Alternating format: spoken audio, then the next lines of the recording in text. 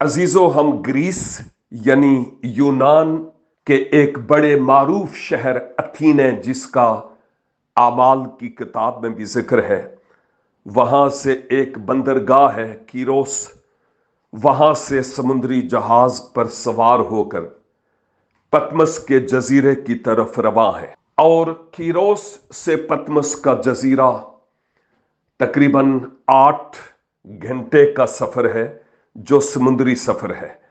اور خداوند کی تعریف کرتا ہوں کہ ہم 9 لوگوں کا ایک گروپ ہے، وہاں جا رہے ہیں تاکہ اس جگہ پہنچ کر ہم خوب برکت پائیں اور دوسروں کے لیے برکت کا سبب ہو سکیں۔